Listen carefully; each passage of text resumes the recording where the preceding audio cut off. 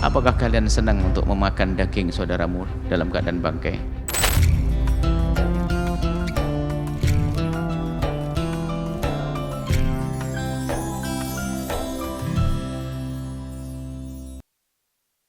Ada suatu ketika ada orang menggunjing halus. Menggunjing halus, merendahkan halus. Ini kadang tidak disadari. Sebetulnya kita perlu membangun kepekaan kita dalam berkomunikasi. Misalnya ada seseorang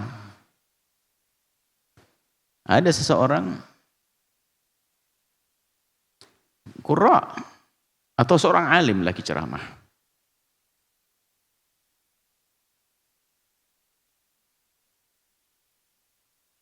Ada ceramah rupanya tiba-tiba dia nyeletuk begini. Nyeletuknya pakai doa lagi. Semoga Allah menjadikan ustadz ini ustadz yang baik, dan semoga Allah menjauhkan kita dari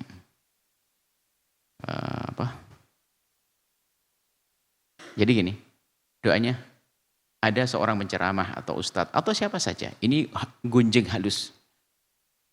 Semoga Allah memberikan petunjuk kepada kita dan dia. Berarti kan dia kan sesat, dia nggak benar. Ya Allah, semoga Allah membenahi akhlak kita dan akhlaknya. Ya salam. Ini gunjing halus.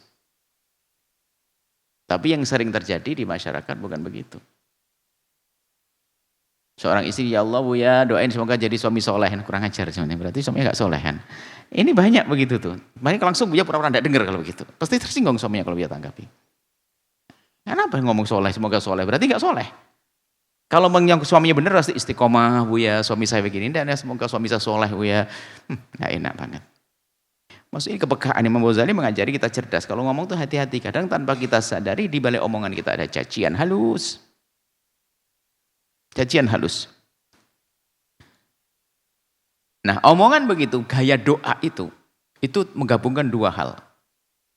Jama'a baina khabithaini, dua hal yang busuk, dua hal yang jelek. Ahaduma al-ghibatu. Menggunjing idza hasala bihi at-tafahum. Dia ustaz ceramah di situ, dia ngomong di sini. Semoga Allah memberikan petunjuk pada kita dan dia. Salam. Kenapa pakai dianya juga? Kita aja cukup pakai dia.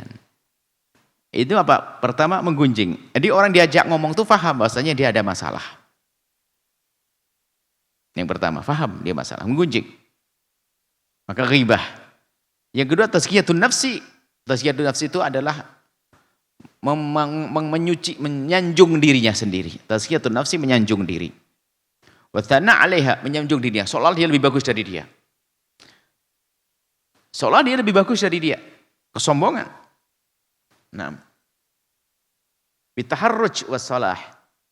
Bitaharruji, dengan merasa enggak nyaman tadi, dengan gayanya, ya Allah, semoga Allah membebaskan kita dari, semoga Allah memberikan hidayah kepada dia sehingga kita aman.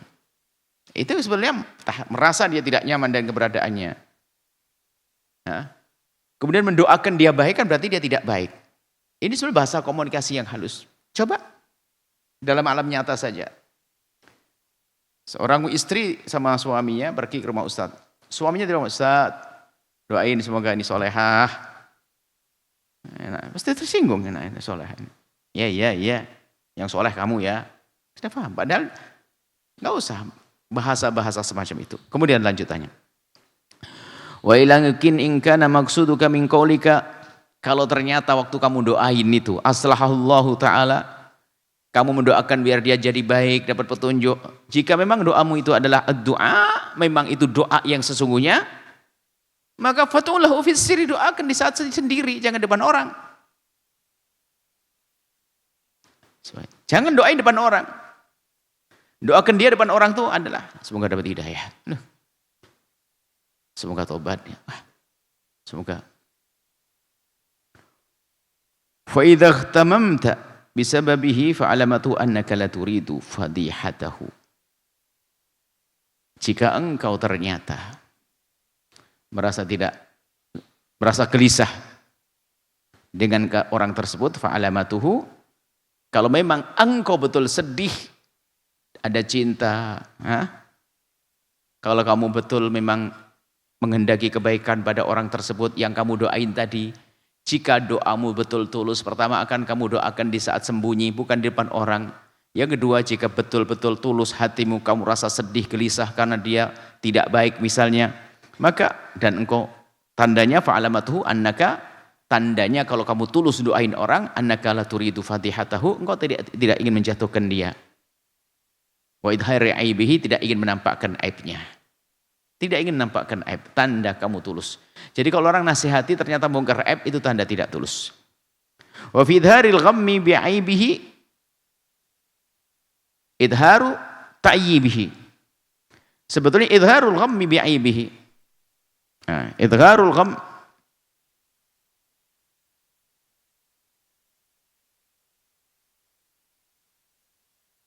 idharukal gham bi aibihi, menampakkan kamu enggak senang dengan aibnya. Jadi ada orang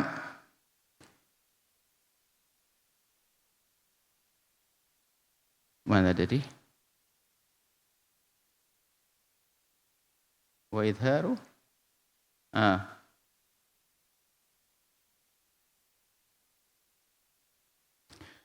Jadi di saat engkau menampakkan ketidaknyamananmu, itu sebenarnya kamu menampakkan cacianmu kepada dia. Ingin merendahkan dia.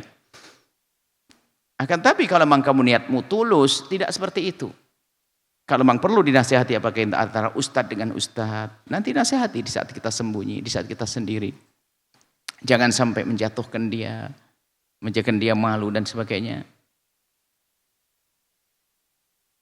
Wa yakfika zajran 'anil ghibati, cukuplah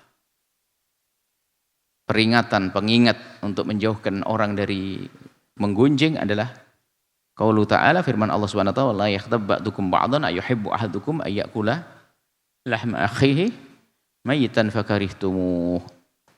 Jangan kalian saling menggunjing, mengumpat. Jangan saling menggunjing di antara kalian. Apakah kalian senang untuk memakan daging saudaramu dalam keadaan bangkai? Lahma akhihi, makan daging bangkai. Jadi gambarannya orang mengunjing itu adalah makan bangkai, makan daging saudaranya yang sudah jadi bangkai. Makan daging saudara saya sudah busuk, apalagi bangkai, busuk di atas busuk. Gambarannya. Faqad syabbahakallahu bi akili lahmil maitati.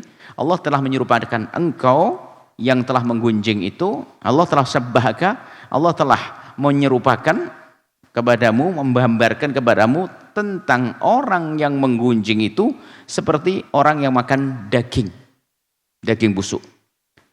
Fama ajadraka an takhtariza minha, alangkah pantasnya jika engkau menghindar daripada menggunjing karena itu busuk. Wa yamna'uka min khaybatil muslimina, niscaya peringatan dari Allah semacam ini cukup bagimu untuk tidak menggunjing kaum muslimin.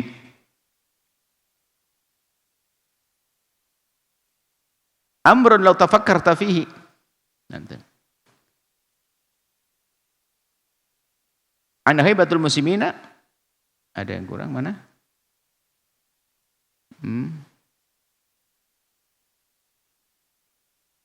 Wa yamna'u an haibatil muslimina, termasuk lagi tadi disebutkan untuk menjadikan engkau menjauh dari menggunjing, peringatan dari Allah. Ini dalil. Cuman kadang orang belum nyambung. Apa sih? Perlu Imam Ghazali, oke. Kalau memang secara dalil Quran kamu belum nyambung-nyambung, ente mikir sekarang. Nah ini. Wa yamna'uka min hayatil muslimina, termasuk ini. Kalau kamu pakai dalil Quran kok belum nyambung-nyambung, ente mikir sekarang, kata Imam Ghazali. Ini. Amrun law tafakkarta fihi, jika engkau merenung, kau berpikir tentang hal ini, niscaya kau akan menghindar dari menggunjing. Apa itu? Wa huwa, yaitu hendaklah antandura fi nafsika, untuk melihat kepada dirimu sendiri, hal fika aibun zahirun, apakah ada padamu celah atau aib yang tampak. Au batinun, atau yang tersembunyi. Coba renungi dirimu, apakah ada aib yang tampak atau yang tersembunyi? Mungkin ada orang mengatakan aib tampakku tidak ada, secara zahir aku baik-baik. Oke, memang sudah zahirmu memang baik, sekarang batinmu kayak apa? Yang ganjel di hatimu apa saja? Yang sering berputar-putar di pikiranmu apa? Di hatimu apa? Kekotoran hatimu apa? Wala anta muqarifun maksiatan sirran wa jahran, apakah engkau tergolong orang yang biasa melakukan kemaksiatan terang-terangan atau sembunyi? Oke, terang-terangan tidak, tapi coba sembunyi. Depan orang seperti berperan kayak wali, kayak kekasih Allah, tapi tanyakan kepada dirimu sendiri di saat sendiri, di saat sembunyi, di saat di kamarnya yang sepi. Wa idza arafta dzalika, jika engkau sudah menyadari yang demikian itu, min nafsika, dari dirimu sendiri, fa'lam, ketahuilah, ternyata apa? Saya pun tidak luput dari dosa, saya tidak luput dari kotoran. Untuk berpikir, apakah ente terbebas daripada dosa? Apakah engkau terbebas daripada aib? Suruh mikir Imam Ghazali, kata Imam Ghazali. Coba renungi dirimu sendiri. Ayo, kamu tidak punya aib, tidak punya kekurangan? Suruh mikir. Zahirnya enggak ada, batin. Kalau sampai hasilnya mengatakan enggak ada kekurangan pada diri saya, itu kekuranganmu. Tidak menyadari kekurangannya itu kekurangan yang paling gede. Masa kamu tidak punya kekurangan? Baik, kemudian fa idza arafta dzalika, jika engkau sadar tahu yang demikian itu, min nafsika, pada dirimu pasti ada kekotoran, fa'lam, ketahuilah, anna ajzahu anit tanazzuhi, sesungguhnya jika ada orang tidak mampu untuk membersihkan diri, menjauhkan diri, amma nasabtahu ilaihi, apa yang kau sandarkan kepadanya dari aib. Jika engkau telah menyadari bahwa dirimu ternyata juga banyak aib, ketahuilah bahwa orang yang kau caci, yang kau olok itu juga sebetulnya dia ingin menghindar tapi gak mampu, seperti kamu tidak mampu menghindar. Ka'ajzika, seperti ketidakmampuanmu di dalam menghindar. Wa udruhu ka'udrika, hendaknya udur yang untuknya adalah sama untukmu. Jika engkau ingin memaafkan dirimu, engkau ingin menutupi aibmu, maka tutuplah aibnya dia. Ini adalah masalah ghibah.